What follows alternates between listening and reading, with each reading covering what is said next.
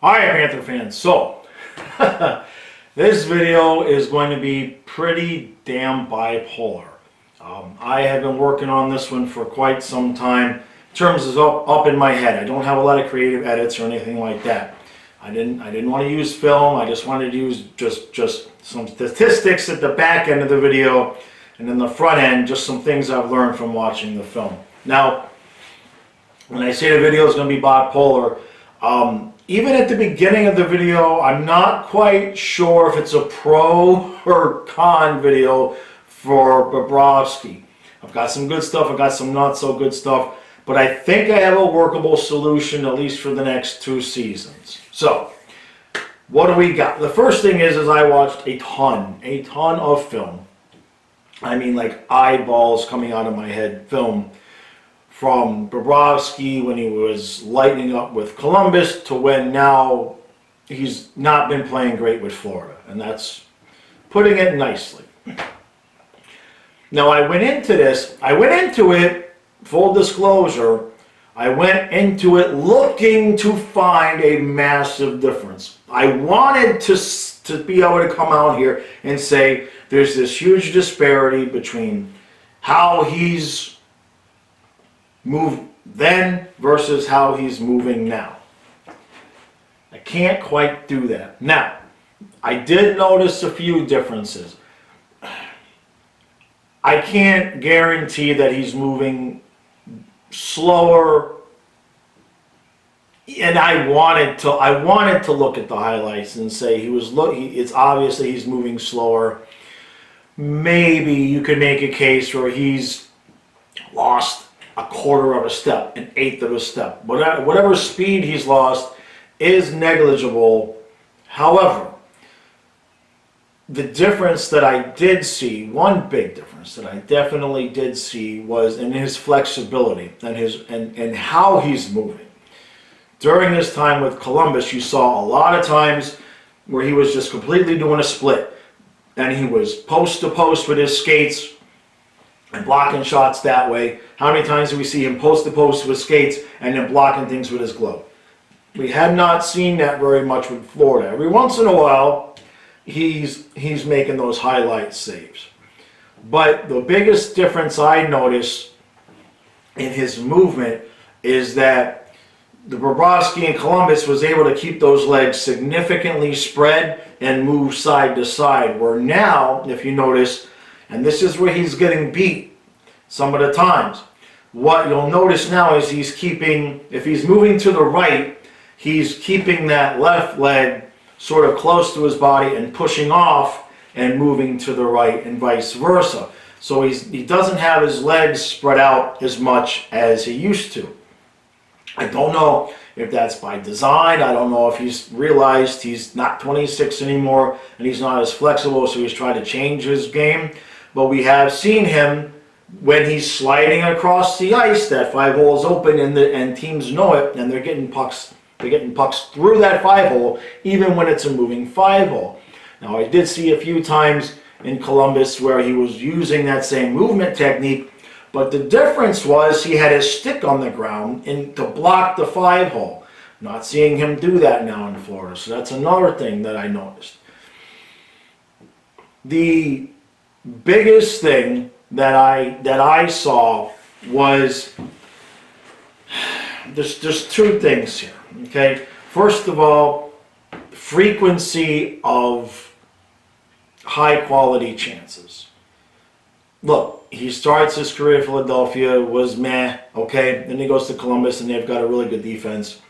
And I'm going to show you in the stats where I think things have kind of gone wrong a little bit, but clearly Florida's lack of significant defense had an effect. Not so much this last season. This last season was pretty good. Not $10 million good, but good enough. But the season before, obviously, his first season with Florida was a disaster by any stretch of the imagination. So I think, and when I looked and I compared him to Drieger or to Knight and Bob, when I looked, the biggest difference was that everything changes, okay? Because the styles between those three guys, Drieger is a stay-at-home guy. Knight doesn't move around as much, maybe a little bit more than Drieger, and Bobrovsky's just all over the place. And teams are catching on. He's not, even losing 1/8 of a step, 1/4 of a step, he's not as flexible, not as agile as he was at 25, 26 when he won Vezina, okay? So teams have figured that out. Look at what Tampa did in the playoffs. They designed plays to get Bobrovsky out of position. Now, it even worked with Drieger, so I'm not simply just saying that, this is just a Bob problem. But teams are designing their plays to adjust to how Bobrovsky is adjusted to his style. He's not moving the same way.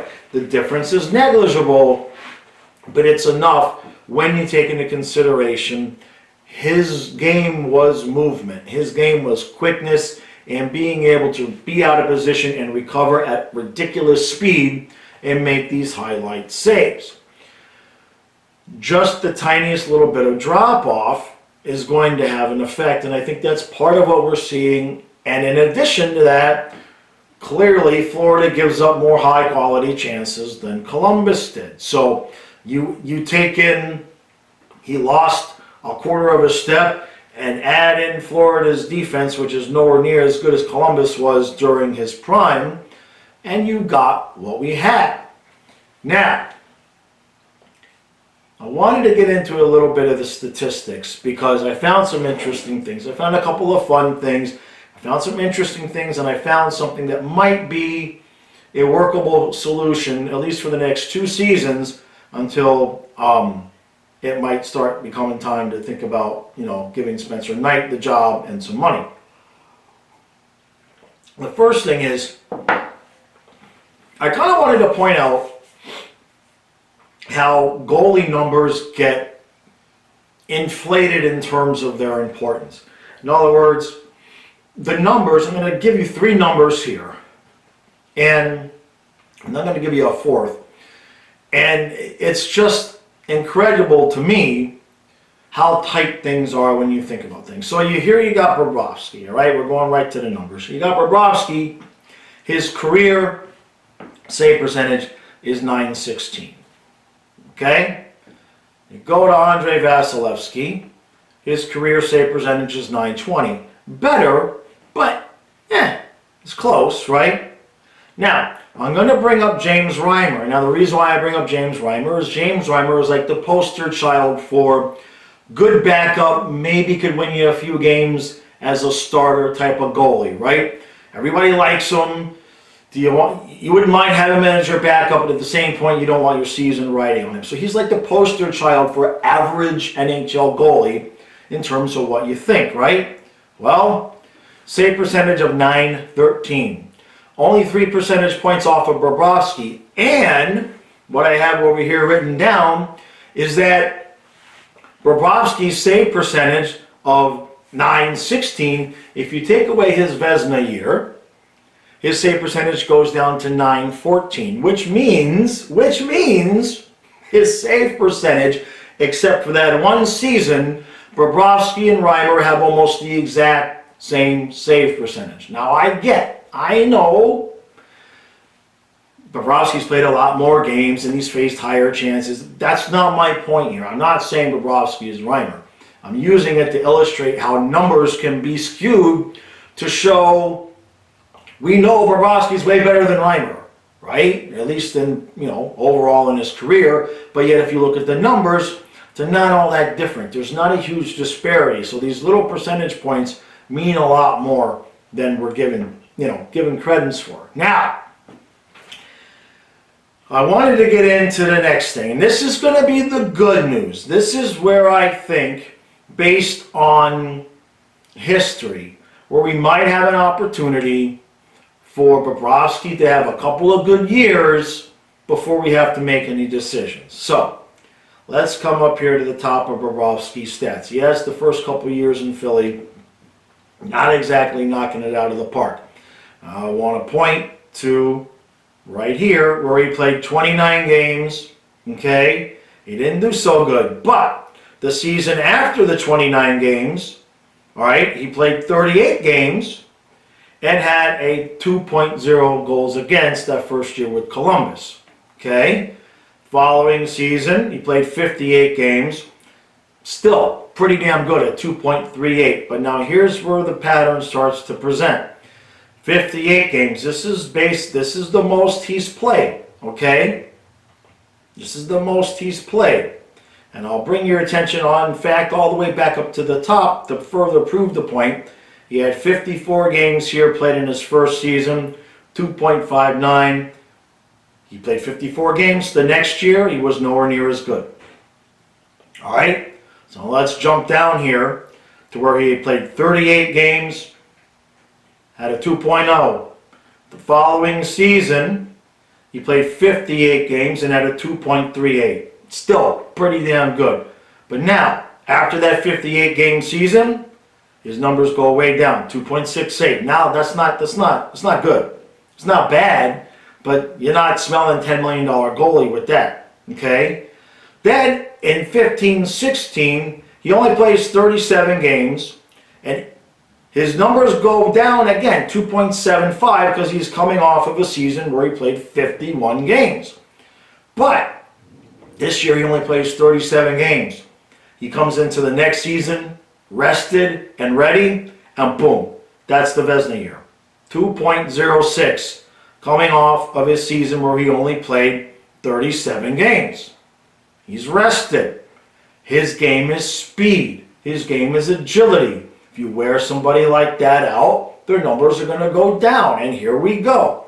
So after the 37 games, he comes back the next year, wins the Vezina at 206, playing 63 games. And then we see his numbers go down. And his numbers go down. And his numbers go down. And each year, he's playing 63, 65, 62. The first year with Florida, 50 games. He's getting worse by the year. Now, last year, his numbers did get a little bit better at 2.91, but that's still not good. Okay, it is not good at all. However, the good news is he only played 31 games. Now, are you starting to see what I'm saying? Every year that he has only played 30-ish games, the following year he's done pretty damn spectacular. Every year that he's played 50 or more, his numbers go down, and they will just continue to go down the more games that he's playing. So, this is how Bobrovsky can have a good year. First of all, he's coming off of only playing 31 games, so he's going to be rested. He's going to be ready as his 32-year-old body can be. Split these games between Knight and Bobrovsky. There's no need to wear Bobrovsky out. There's no need to send Knight out there to play 62 games either. He's not ready for that. He's too young. So, I propose that Bobrovsky could have a really good year, especially this year, only playing the 40, 42 games and giving Knight the rest of the games. If history proves to be true, every time he's come and played, the 29, 38, 37 games, those years he improved. As soon as he starts playing 50 and 60 games, the next year he does worse and worse and worse. Now, what do we do in the playoffs? And here is where the big kicker is, because if you're splitting games and the numbers are even, let's fast forward to the end of the season, and Bob and Knight have played 42 games, and their numbers are pretty damn comparable. We're comfortable with either guy. So, let's bring you to Andrei Vasilevsky. Andrei Vasilevsky, there we go, in his career, has played 81 playoff games and has a 2.24 goals against and a 924 save percentage. That's why Tampa Bay has 2 cups, all right? Those numbers are ridiculously good. 2.24. I'm going to say it again. 2.24. Why do I stress that? Let's go to Bobrovsky. Let's go to Bobrovsky's playoff numbers. That is 3.24 goals against in 41 games. 3.24 and an .99 save percentage.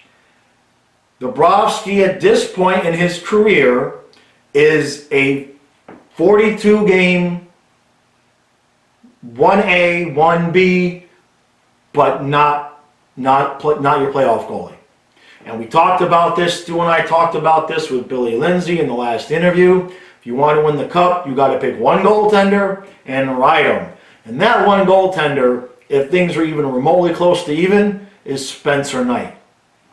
All due respect to Bobrovsky, you know, I get it. The guy has bounced around. This is his third team. He wasn't used to our style of defense. He's not getting any younger in his game, his speed. And I think this past season he did make some decent adjustments to where the numbers were palatable, not close to Drieger's. Not close to Drieger's. So the bottom line here is that we've got Bobrovsky for at a minimum of 2 more seasons. Okay? Spencer Knight will eventually need a contract. But one thing that's going to help us, and this, I don't like putting it this way because this is going to kind of sound like I'm slighting Spencer Knight. But the cap being what it is, if Knight splits with Bob these next 2 years, when it comes time for Knight to get a new deal, he's not going to get Vasilevsky money because even though if he's worth it, he will not have had the opportunity to be the full-time starter and prove that he's worth it. So working it this way will probably allow us to give Knight less money when it's time to extend him, which will allow us, if we can move Bobrovsky, to split his salary with somebody. And then when that hit comes off, you give Spencer Knight the big Vasilevsky deal. Now, that might seem like a far-fetched way, but, you know, I guarantee you the team has already looked at all these angles and is looking at things. The encouraging thing for me is twofold. Number one, Bobrovsky has done exceptionally well coming off of seasons where he's only played 30-ish games. So I anticipate him going back to, he's not going to go back, okay, look, he's not going to go back to 206. He's not going to go back to Vezina Bob. Can he go back to what he was his last year in Columbus with a .913 save percentage and a 2.5? Give me that. This Panther team with this offense, we can win a lot of games with a .913 and a 2.58. Just don't ice him during the playoffs. He has proven how many seasons? Let's look at that into depth here. Let me go to his playoff stats. 1, 2, 3, 4, 5, 6, 7, 8 tries. He's had 8 tries if you count the play-ins with the Panthers. He's had 8 tries in it, and he's won 1 round, and that was the year that he beat Tampa. And it wasn't like Tampa still scored 8 goals in the 4 games, which isn't bad, isn't great, but it wasn't, you know, Columbus was scoring a lot of goals is what I mean to say. Columbus was scoring some goals in that series. But other than that, what is the stat that I have written here? Yeah, when he moved on in the second round of the playoffs and they had the lead in the last 3 games against Boston, Bobrovsky allowed 11 goals and Boston won all last 3 games and they were eliminated. So, 42 games, give me a 2.5, 2.6 goals against, anything above .910 save percentage. This team will win with Bobrovsky and net doing that. But in terms of the playoffs, unless Bobrovsky somehow finds the fountain of youth and returns to Vezina Bob, which I'll be the first one to say I was wrong, then we gotta put Spencer Knight. Spencer Knight has to be the guy, and that's the other thing. Hugh showed it during the playoffs. He's not going to play favorites. He's not going to play the contracts. He's going to play who's going to win games. And if we split games with these 2 guys, then the numbers are even close. you got to give Knight the call. That's my opinion, and obviously there's a lot of hockey to play in between then and now. But based on what I'm seeing here, unless Bobrovsky is absolutely tearing it up, but Spencer Knight should be the guy in the playoffs. And even then, look, the year he won the Vezina, Bobrovsky in the playoffs had a 3.88 goals against and an .882 save percentage. Spencer Knight, get ready, brother. We are going to need you in the postseason because this team is making the postseason, and you're going to be the guy. You've got to be the guy. And with all due respect to Bobrovsky, know your role, man. 42 games. Give us 42 games, 2.5, and a 9-10, and then let the kid take the reins for the postseason. That was it. I appreciate all the support. Like, share, subscribe. Make sure you hit that notification bell. We are working on more guests. Can't guarantee anything, but we've got stuff in the iron there. Yesterday, I was going to have a fan interview up. Apologize about that. There were massive technical issues. I don't know if it was my internet, his internet. We're going to try it again at some point. I've got a couple collaborations coming up here on other people's channel. I think this weekend that might happen. I'll keep you busy with content, at least one a day. As soon as anything is happening, we're going to be bumping up to 2 and 3 videos a day. But right now, we're like I've been talking to a few of the hockey creators on DM, and we're all just like suffocating for content. We're like, please, somebody do something good. Like I said, Huberto saves a puppy. I want to make that video, right? So, all right, guys, I'll see you again tomorrow.